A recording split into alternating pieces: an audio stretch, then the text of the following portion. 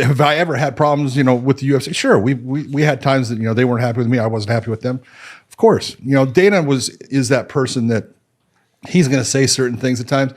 Dana would come up at times and he would sit there and he goes, "Hey, that was a good call, but I'm going to have to throw you under the bus." Okay. It's like, whatever. He would tell you that after a fight? Absolutely. That keeps it real, though. Yeah. But like, what was the need for that? Just so that way they didn't have to take the heat? So he can make the rematch. Yeah. So he can say, you know what, that was, in my opinion, that was controversial. We're going to have to put that fight back together. It just starts the whole thing. Wow. Everything's about promoting, and I totally understand it.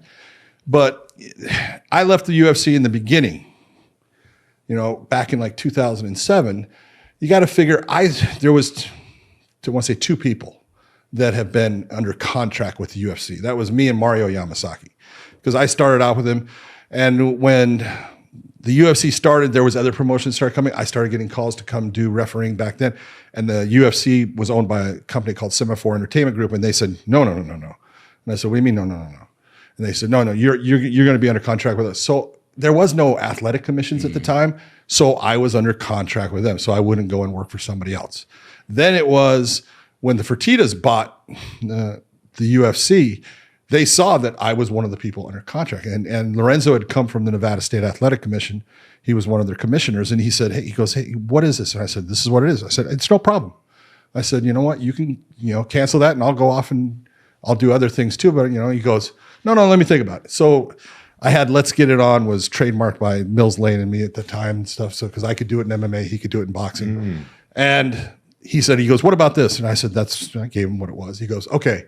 He goes, I want to license that, but to license that, you're not gonna go referee for somebody else.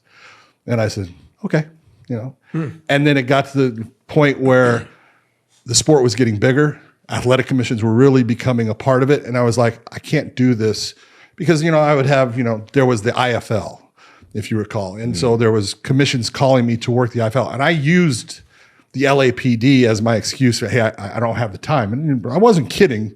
I can only take so many days off, but it was my excuse to say, I can't go do it. And then it got to the point they said, oh, you think you're so good that you can only work for the UFC. And it was like, you have no idea. No, that's not it. But no, I'm in this position, and I was like, I got to get out of that position. And so UFC 78 was going to be in New Jersey. And that was one where they really like slammed me, saying, okay, well, you're not going to, you couldn't do the IFL here. You're not going to do a UFC here. I said, no problem. I don't do the UFC there.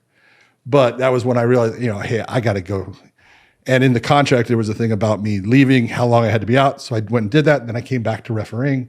And so I was out of that whole thing. So I just work with state athletic commissions. And I became, a guy that could go work for Strikeforce and Bellator and the UFC and anywhere else. Was it a pay cut or? Oh, fuck yes. Oh, I believe it. Yeah. Yeah, it was not a smart move. And it wasn't a smart move. If I look at it, what happened from that point is the UFC at that point was becoming very powerful.